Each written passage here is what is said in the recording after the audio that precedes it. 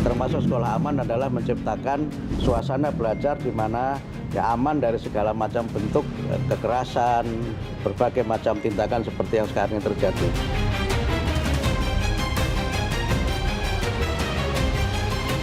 Apakah ini kaitannya dengan bullying juga mungkin ada ya, tapi masih didalami lebih lanjut. Yang jelas memang semuanya anak ini kami minta untuk didampingi apsifor agar mengetahui sampai ke detailnya kenapa motif anak ini melakukan demikian. Kami meminta dari KPPA juga untuk mendampingi tim psikolog dari KPPA dan juga Peksos untuk berada di lingkungan, mengetahui apa yang terjadi di lingkungan anak.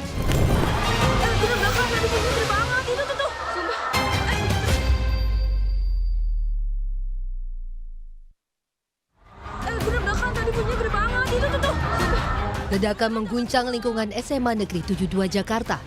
Kejadian membuat panik siswa dan guru. Salah satu guru menyebut ledakan sempat terdengar hingga 3 kali dentuman.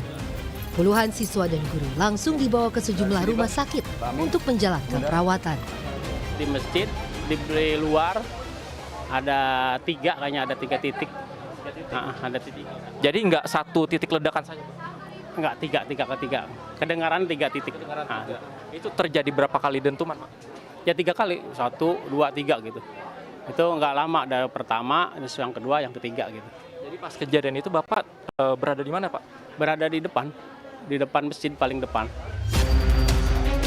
Sejumlah petugas dan kementerian terkait langsung turun tangan untuk mengungkap penyebab terjadinya ledakan. Barang bukti pun diperoleh dari hasil olah TKP. Salah satunya penemuan benda yang menyerupai senapan. Wakil Menko Polkam Ludwig Friedrich Paulus menduga temuan itu adalah senjata mainan. Ada gambar itu tapi ternyata senjata mainan. Oh, itu senjata mainan, bukan senjata beneran. Ya, setelah kami cek itu senjata mainan. Nah, tentang ledakan masih di tim forensik lagi kerja apa ledakan atau apa gitu ya. Jadi masih ada bom molotov, Pak? Ya, bom molotov juga. Kalau bom molotov pasti udah kebakar itu. Namanya karpet. Yang informasi awal yang Bang dapatkan, senjata yang terletak di samping sosok seorang yang juga terlihat tergeletak itu, apakah itu murid atau pelaku atau seperti apa info yang Nah, itu kita belum tahu. Ada yang meninggal nggak, Pak? Alhamdulillah tidak ada. Tidak ada yang meninggal, Pak. Kapolri Jenderal Listio Sigit menyebut setidaknya ada sebanyak 96 korban yang dibawa ke rumah sakit. Polisi juga menyebut telah mengantongi nama terduga pelaku yang tidak lain adalah siswa di sekolah tersebut. Listio bilang kondisi terduga pelaku kini masih menjalani perawatan akibat luka ledakan. Terduga pelaku saat ini merupakan salah satu siswa ya di SMA tersebut. Ada tulisan, kemudian ada barang bukti serbuk yang diperkirakan bisa menimbulkan potensi terjadinya ledakan. Catatan-catatan lain kita kumpulkan. Bagian yang kita dalami apakah dia ikut paham tertentu, apakah terpapar oleh suatu konten, ataukah mungkin juga hal-hal yang membuat dia tertarik. Dugaan motif pun sempat mencuat. Salah satunya adalah diduga pelaku menjalankan aksinya karena kerap mendapat perundungan atau bullying. Menteri Sosial Saifullah Yusuf menyatakan aksi perundungan harus dicegah di lingkungan sekolah. Dirinya mengungkap tengah melakukan mitigasi terkait aktivitas perundungan di lingkungan sekolah. Kita harus cegah ya adanya bullying di sekolah. Ada 3 hal yang harus kita cegah, kita mitigasi sekuat tenaga bersama KPAI yang tidak boleh terjadi di sekolahan itu. Bullying oleh siapapun kepada siapapun. Kemudian yang kedua adalah kekerasan fisik dan seksual. Dan yang ketiga adalah intoleransi. Inilah yang harus kita jaga. Dan memang ini mohon maaf saya nggak mengaitkan dengan kasus ini karena kita harus betul-betul tunggu penjelasan dari kepolisian nanti ya tentang semua proses ini. Sementara itu Komisioner KPAI Diah Puspitarini meminta agar anak yang berkonflik dengan hukum terkait kasus ledakan di SMA Negeri 72 Jakarta didampingi khusus oleh Asosiasi Psikologi Forensik. Selain sebagai bentuk pendampingan, Apsifor diharapkan bisa menggali motif utama anak berkonflik dengan hukum ini. Apakah ini kaitannya dengan bullying juga mungkin ada, ya, tapi masih didalami lebih lanjut. Yang jelas memang semuanya anak ini kami minta untuk didampingi Apsifor agar mengetahui sampai ke detailnya kenapa motif anak ini melakukan demikian. Ini kami meminta dari KPPA juga untuk mendampingi tim psikolog dari KPPA dan juga Peksos untuk berada di lingkungan, mengetahui apa yang terjadi di lingkungan anak. Mitigasi juga dilakukan Menteri Pendidikan Dasar dan Menengah Abdul Muti, yakni dengan merancang aturan terkait sekolah aman. Dirinya menyebut kekerasan di lingkungan sekolah sangat tidak dibenarkan, sehingga aturan terkait sekolah aman baik dalam proses belajar mengajar hingga pelibatan duta anti kekerasan bisa menjadi salah satu jalan keluar penghapusan bullying di sekolah. 3 hal yang akan kami lakukan. Ya, memang sebelum peristiwa ini kami sudah berusaha melakukan perubahan ya. Yang pertama adalah kami sedang merancang sekarang peraturan Menteri Pendidikan Dasar Menengah tentang sekolah yang aman.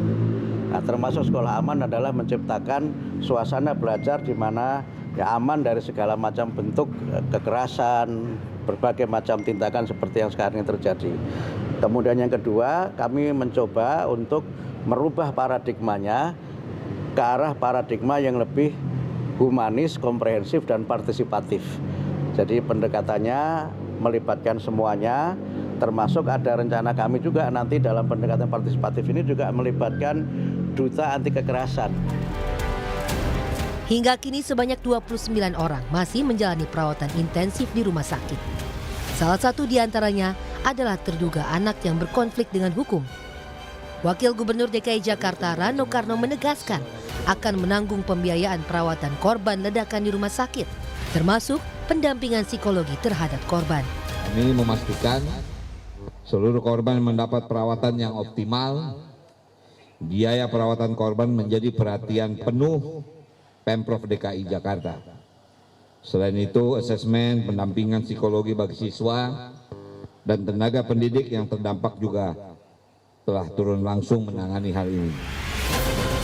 Sementara itu, proses belajar mengajar sejak Senin pagi berjalan secara daring. Dari hasil rapat pihak sekolah, KPAI, dan sejumlah jajaran terkait memutuskan proses belajar mengajar berjalan secara daring, di mana proses penyembuhan trauma pasca ledakan menjadi fokus utama selama 3 hari ke depan. Namun begitu, sejumlah guru masih nampak datang ke lingkungan sekolah pada Senin pagi. Sejumlah orang tua murid juga masih ada yang berdatangan untuk mengambil barang milik anaknya. Tragedi ledakan di SMA Negeri 72 Jakarta bisa menjadi alarm atas perubahan relasi antara sesama siswa maupun juga relasi antara siswa dan guru di sekolah, serta siswa dan orang tua di rumah. Perhatian terhadap kesehatan mental anak-anak harus menjadi prioritas utama dalam setiap kebijakan yang diambil. Penerapan sekolah yang ramah anak juga harus bisa menjadi gerbang utama, tak hanya dalam hal pendidikan, tapi juga dalam hal kesehatan mental bagi anak. Tim Liputan Kompas TV.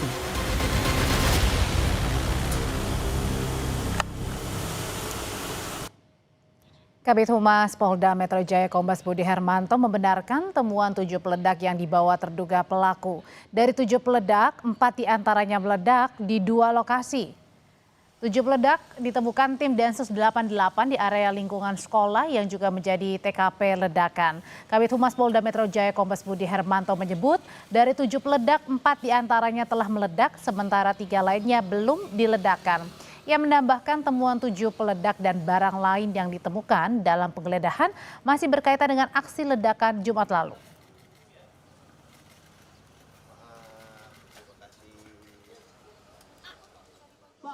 Karena memang berkaitan dengan ledakan, makanya nanti Densus dan pihak Jibom Gegana akan menjelaskan secara detail. Artinya dari 7 bahan peledak tadi yang sudah meledak adalah 4, tersisa 3 yang belum. Ini secara detail, secara komprehensif nanti akan dijelaskan dari pihak Gegana dan pihak Densus dan Puslapfor ya. Karena itu hasil olah TKP. Termasuk kemarin teman-teman ada yang menanyakan apa saja sih barang temuan pada saat dilakukan penggeledahan. Artinya itu nanti secara lengkap akan disampaikan dari Puslapor, tapi yang pasti ada kaitan persesuaian dengan barang-barang yang di TKP. Presiden Prabowo merespons insiden ledakan di SMA Negeri 72. Prabowo bilang perlunya pembatasan game-game online, terutama yang mengandung unsur kekerasan. Apakah game online pemicunya? Ulasannya kami akan hadirkan di Sapa Indonesia Malam.